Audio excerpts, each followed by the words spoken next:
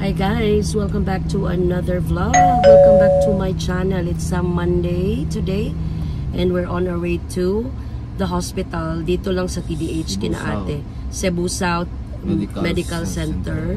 Kasi today daw yung schedule ng extraction ng mga ngipin ni daddy dito sa baba. So may 3 bubunutin. So hopefully kasi andun na yung dentist. Free kasi dito guys.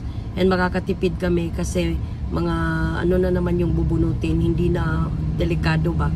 And dala-dala ni daddy yung kanyang x-ray result. Actually nakita na to ng dentist nila ate last Friday, pero unfortunately pinababalik na lang siya today. I don't know why. So sinamahan ko na lang siya kasi after namin doon we will go to Hypre kasi magpapakita ako ng endorsement from Intellicare na doon ako sa Hypre, Bulacau magpapa annual physical examination ng TDCX naman. So samahan ko muna to kasi nag-request siya na samahan ko siya eh. So nagbago ako ng bag guys kasi medyo wala akong kilay, so doon na ako magkikilay kina ate. So nagdala na lang ako, dinala ko na lang yung Lacoste ko na bag. And andito na kami sa may San Isidro. Naghanap kami ng parking sana doon sa may SRP kina ate, pero hindi kami pinayagan guys. Kasi exclusive lang yun talaga para sa kanila. So wala kaming choice. So lumipat sana kami sa isang private na parking lot. E biruin nyo guys, 25 pesos per hour. So what if maabutan kami ng 5 oras doon? So magkano na yun? 125. Diyos mio, Marimar. Diba?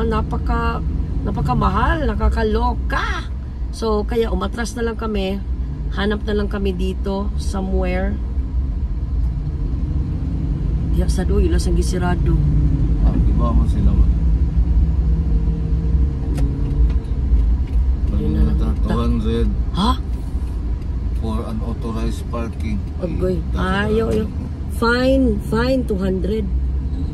Ay my God. So sana kami guys. Ay dito didapit sa may kang bukaw. Ina na lang mga. I-schedule na lang ko ugma. Schedule na lang ko ugma para inahon natin ka. Pinalas ate niyo. Sige, so way kaparkingan din. bukas na lang daw si daddy guys. So ako na lang yung matutuloy ngayon sa Hypre kasi wala talaga kami mga parkingan doon sa kanila. And then diretso na lang kami doon kasi mag-i-inquire pa ako kasi may dala na akong endorsement letter. Sabi ng Intellicare papakita ko lang daw to sa Hypre to inform them na doon ako magpapakandak ng ano po tawag doon? APE sa kanila. Yeah, so APE. So yun na lang ang ganap namin today. Hindi na kami matutuloy doon sa kinaate kasi nga wala talaga kaparkingan guys. Meron doon may kilala kaming private doon. Pero 200 naman yung fine for unauthorized parking. Ano ba yan? So ang hirap din doon sa hospital nila ate guys kasi walang lugar para sa mga pasyente. Lahat andon sa mga empleyado lang nila. O diba? Social. Napaka saklap. So doon na lang muna kami sa Hypre and I'll see you back. Wala akong kilay. Pasensya po. Pero may dala akong pangkilay dito guys. So pumasok kami muna dito sa mall ng Robinsons para kami makapag-park. Because ang sikip ng parking sa Hypre, although merong parking doon sa likod ng Hypre, pero we might as well dito na lang. Tapos tatawid na lang kami. May dala naman kaming payong. Papasok muna kami kunyari sa mall. Para kunyari may bibilhin. Essential talaga ako. Para akong pahak guys. Pag wala akong kilay. But this is reality. Ito talaga yung totoong mukha ko pag wala akong kilay. Essential kayo. Guys, so dito na kami sa Hypre. Umitim kami guys, para kami umitim dahil yun sa lighting. So naghintay na lang ako doon sa customer service para ipakita ko yung endorsement letter ng Intellicare. Be right back. Walang masyadong tao guys sa Monday. Pag Monday pala walang masyado. Gusto ko kasi dito sa Hypre guys kasi malapit lang sa amin. Ang layo kasi doon sa Aventus. So nasa city pa. So, it eats up a lot of my time. gusto guys, tapos na ako sa ECG, blood extraction. Ang kulang ko pa is pap smear and urine. Yung fecal, pwede naman, optional naman yun. So, I opted out na lang. So, bali next Monday, itatanong ko dito kung open ba yung doctors. Kasi by Monday kasi, di ba, ano na, election day. Baka walang doctor. So, itatanong ko sa kanila kung may doctor doon sa araw na yun. Kasi RD ko naman yun. Kung wala, within the week na lang ako babalik dito for the physical exam. So, yun lang muna guys. Balik ko lang muna yung aking mga jewelries kasi hinubad ko sila during ECG. So, ngayon naghihintay lang ako na makaihi ako guys. Uminom ako ng maraming tubig para makaihi ako. And makauwi na kami ni Daddy. Yun lang. Guys, update. So, andito kami sa likod ng Hypre for my pap smear sana. Kaso, pag naabutan ako ng cut-off guys, so alauna pa daw.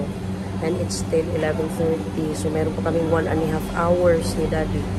So, standby lang muna kami either sa Robinsons or ano, tingnan ko lang dito. So, ang kulang ko na lang guys is itong pap smear. Tapos na ako ng ECG, urine, blood extraction, and x-ray.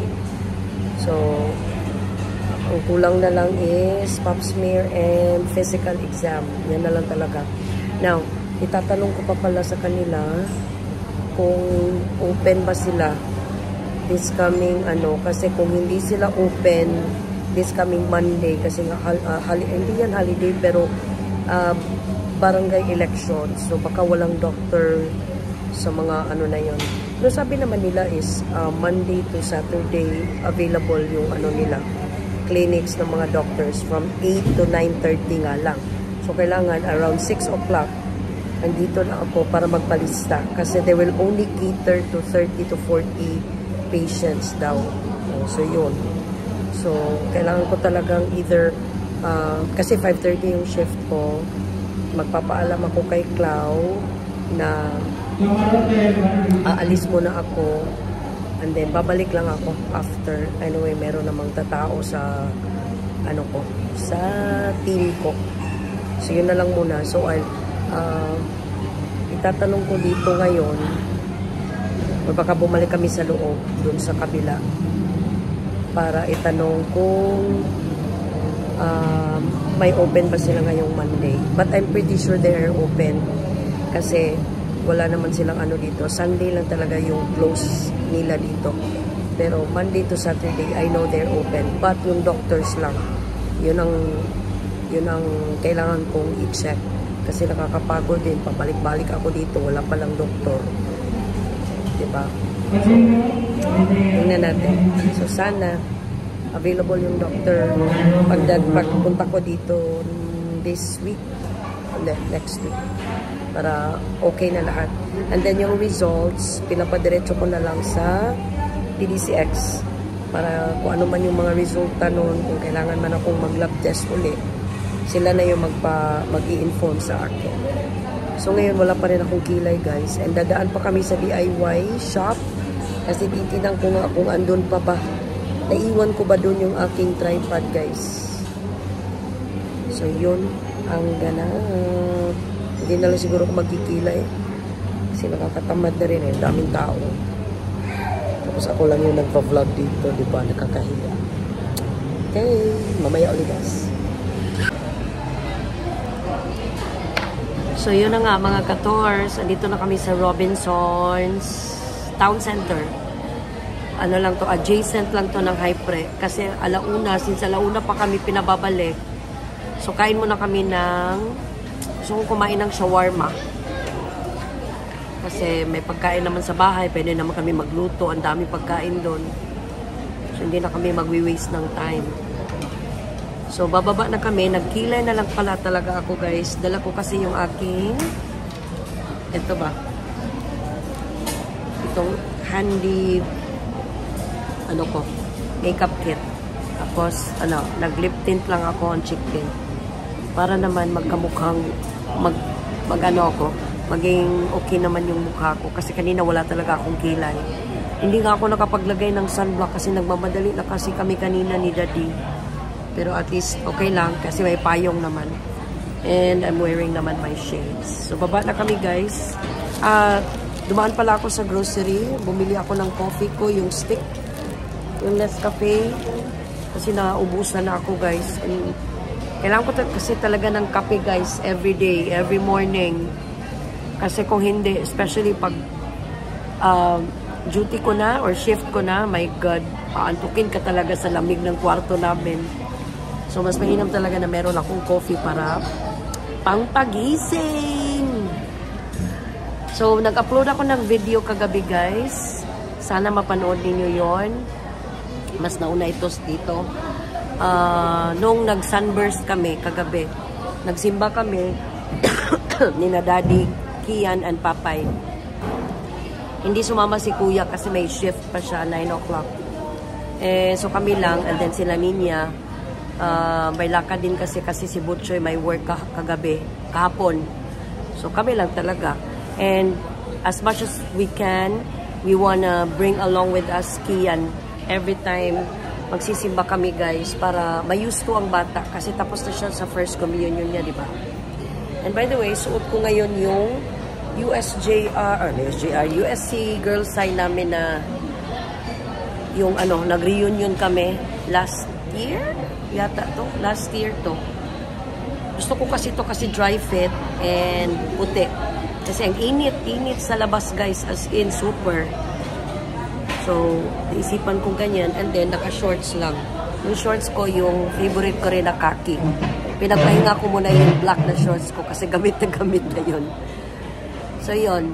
So, baba kami ni Daddy, guys, after nitong vlog. And then, doon kami sa Leylam. Babush! So, ayan na, guys. Bumalik na kami dito sa food court nila. And, bumili lang kami ng 2 wrap. Wrap na spicy. Ayan. Na-miss ko kasi ang guys, shawarma wrap. So, spicy kami 2. Kain tayo, Daddy. And bumili si Daddy ng ganyan. Kain tayo. Kain tayo, guys.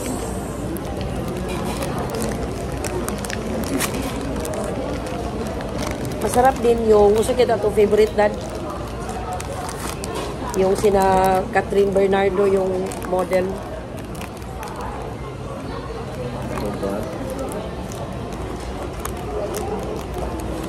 Shawarma. Sarap din yun kasi buy one take one. Max Fried Chicken pala yung ibig ko sabihin kagabi. Ka-counterpart ng ng ano yun? Jollibee. Pero hindi na sila masyadong sikat. Compare dati. Masikat talaga ang Sunburst dito sa Cebu. Especially sa Cebu. Sige, inom ka muna.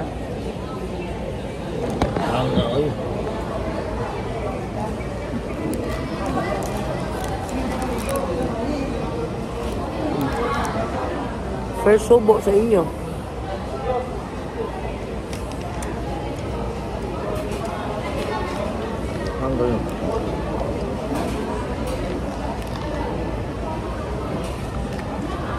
Anghang.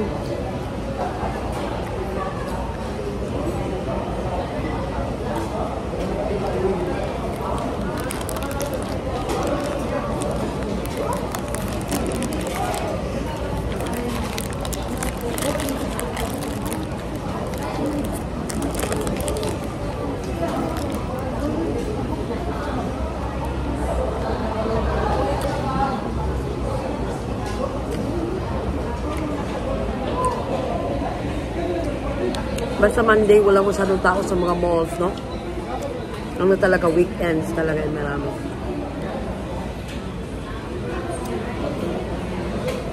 Yep.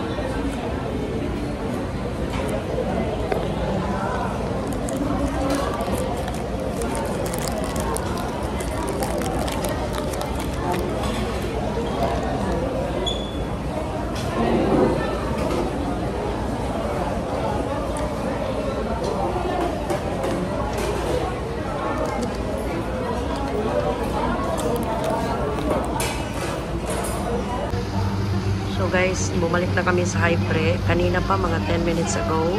So I'm just waiting for my name to be called kasi alauna pa daw ang mag-resume yung Obigaini para ma-pap smear na ako guys. And then after dito, diretso kami sa DIY and bibili din kami ng bigas. And uwi na kami. Babush! Guys, update guys. 1:10, 1:05 na. Wala pa yung Obigaini. Ay nako. Anong oras na? Anong petsa na? Tiis-tiis na lang guys kasi wala naman akong gagawin. And si daddy na lang. Kasi dapat magpapabuno to ng ipin today. Kaso wala talaga kaming maparkingan kanina. So, bukas na lang talaga siya. Siya lang. Magta-tricycle lang siya o siya sakay siya kay Butchoy. Kasi doon din nagtatrabaho si Butchoy guys sa hospital. Pero masyado kasi maaga umalis si Butchoy. Around 6, wala na si Butchoy sa bahay. Ang aga-aga, alas 8 pa yung dentist. So, tiis-tiis, ganda lang. Bumili pala ako ng, ano guys, ano ba yun? Eyebrow pencil sa Maybelline. Kasi naubusan ako, konting-konting na lang yung natira sa akin. And kailangan ko talaga yon para framing ng aking kilay. So, ito nga, hindi ako nag-frame. Powder lang yung ginamit ko dito. Pero I'm sure hindi to ganun kapulido. Mas napupuliduhan kasi ako guys kapag eyebrow pencil yung pina-frame ko dito. Mas accurate and mas malinis tingnan siya. Kesa yung diretso sa ano. Pero wala eh. So, yun, bumili ako, tag 199. So, at least, kumpleto na ako. Meron pa naman akong eyeliner. Marami pa akong, ano naman tawag ng dito, yung concealer. And, ang powder pala, yes, bibili pa pala ako sa next, ano na lang. Next month na lang siguro, guys. Ano bang oras darating yung Obigaini nila? Uy, yan o. Diyan. Sila yung in charge. Dito lang to sa likod ng Hypre, Bulacau branch, Talisay. Dito lang kami guys. Kasi masyado akong nalalayuan nga sa Aventus. So, kasi city na talaga yun guys, sa IT Park. Merong isang branch nila, nasa Cybergate. Pero nalalayuan nga ako doon. So, dito na lang. Pumayag din naman yung Intellicare na dito na lang ako. At least, merong options ba? Mga non-Aventus clinic. Pumayag naman sila. Iinis ko kapag nagmamask ako guys kasi kumakati dito. So, tayo magagawa kasi regulation nila yan dito. Balikan ko kayo pagkatapos kong magpa-pap smear. Guys, time check. Alas 2 na wala pa rin yung Obigaini. Or andito na siguro siya kakarating lang. Hindi ko alam. Ay, naku. Tagal. Ito yung problema basta ano, kahit private or government. Under the ano ka talaga. Under the bunal ka. Naantok na naman ako. Bala ko sana maglaba. Buti na lang walang pasok si Kian. So, yung uniform niya, papalaba ko na lang. Pero yung mga brief kasi andun pa. Ay, nako. Ang batang to. Alas 2 na guys. 2:30 na. Kakainis. Alauna pa kami dito. Hanggang ngayon, wala pa rin yung ito. Hindi pa ako nagpa-pap smear.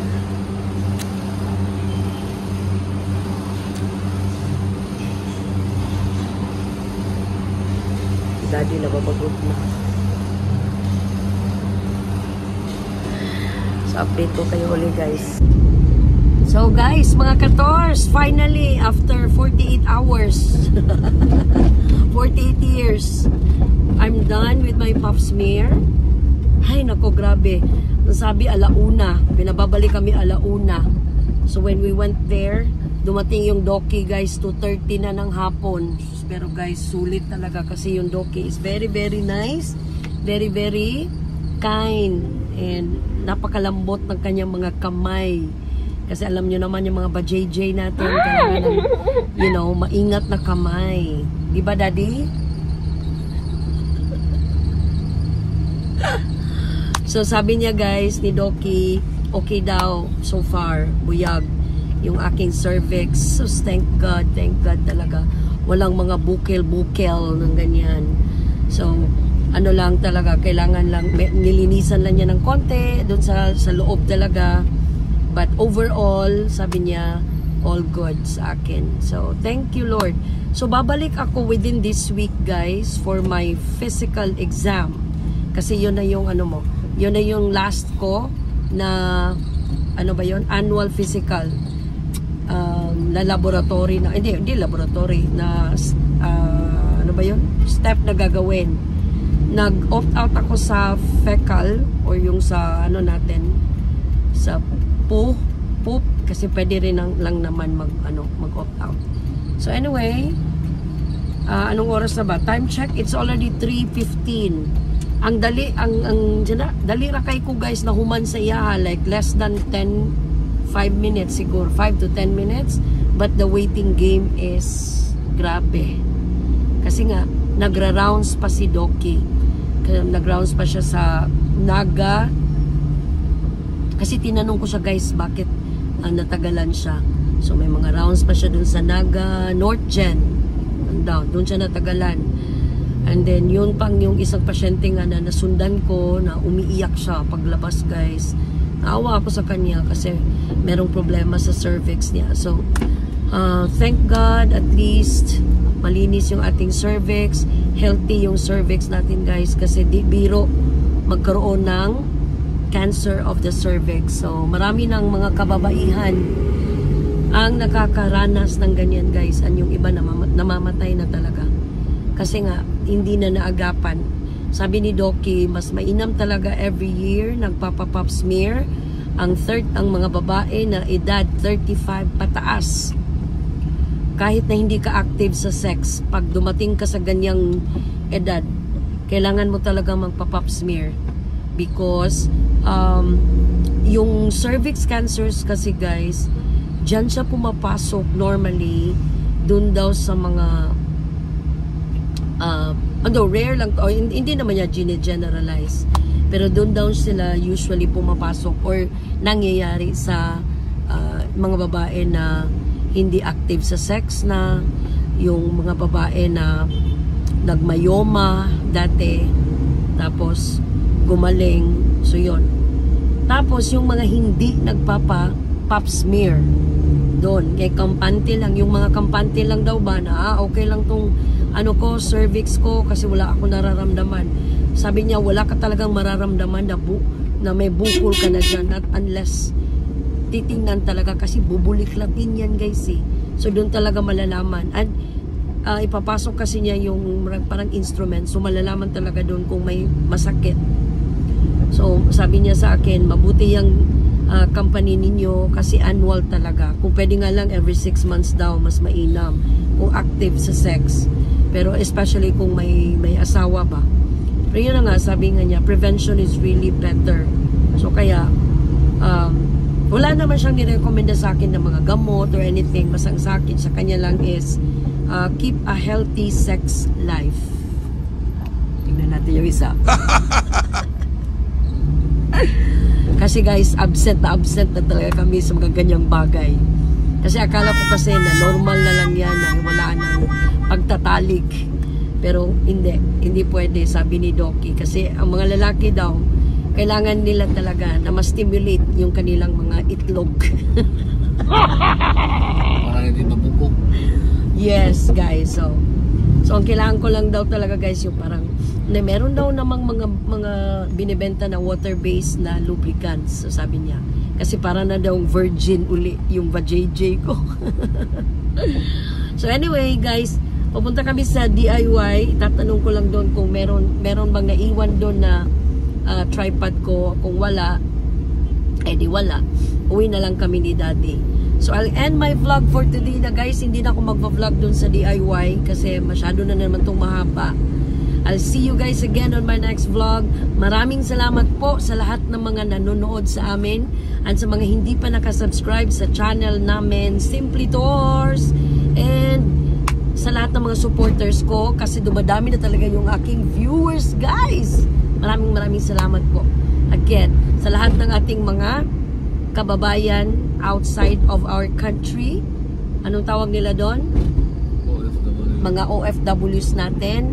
Saludo kami sa inyo.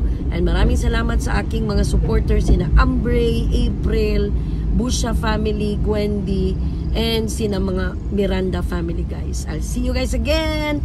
Ingat kayo parati guys dahil ang mga kabit ay nasa tabi-tabi lang. Bye-bye sa kanila, Daddy. Bye-bye.